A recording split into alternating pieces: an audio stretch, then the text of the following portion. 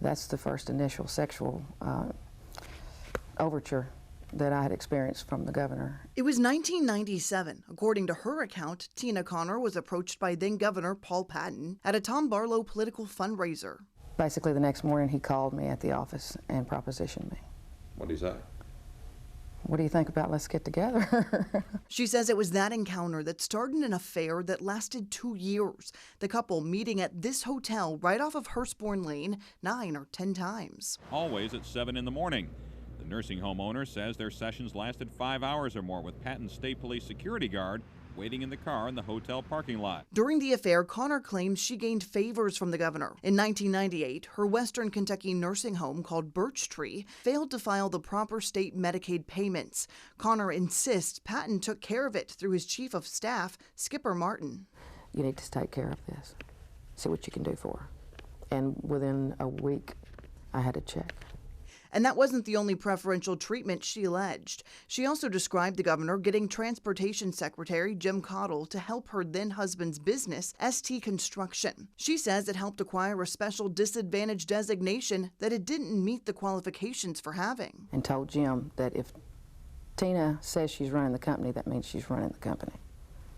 And then shortly thereafter, I received the certification. And Connor asserted Patton got her family friend, Monty Clark, a promotion. I received a phone call back from Governor Patton that Mr. Clark would be receiving that position.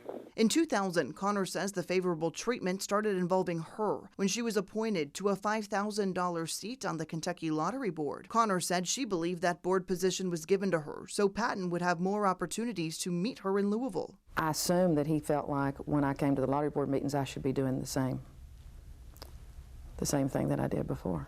Connor says even though she ended the affair in 1999, Patton didn't stop calling until October of 2001. 2 months later, state inspectors wrote up 163 violations at her nursing home. The inspection and Birch Tree's failure to fix the problems prompted the federal government to cut off Medicaid funding to the facility. 90% of the residents were forced to move out, and Birch Tree filed Chapter 11 bankruptcy papers in September of 2002. He wants to destroy me as an avenue that if something comes up in the future, I will be totally discredited and destroyed and ruined and out of business, and basically can be no threat to him. Connor blamed Patton for her business going under and filed suit in 2002. That's when she sat down with WHAS 11 reporter Mark Hebert to tell her story.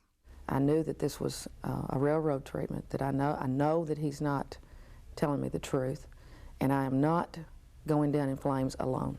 At first, the governor denied the affair. Have you ever had sexual relations with Tina Connor? I have not. You've never had sexual relations with this woman? I have not. But his denial didn't last. Within days of Connor taking her story public, Governor Patton confessed to the affair. I apologize to the people of Kentucky for my failure as a person. I've already apologized to Judy and my family. And I'm also sorry that I initially denied the mistakes that I made in my private life. Fallout from the affair ended Patton's political career, a man who had once dreamed of running for U.S. Senate. I do not anticipate in the foreseeable future any involvement in the political process, including the U.S. Senate race. And Connor was caught in her own web of lies. You thought you got that designation improperly, but did you really? I mean, I feel that way. She lied about her ex-husband's construction company to get an edge in government contracts. 1 year later, 2003, Tina Connor pleaded guilty to mail fraud. And I can face my children and say, I've taken responsibility for what I've done. In February of 2004, she tried to withdraw that plea, but the judge rejected it. She was sentenced to 2 years probation and no jail time.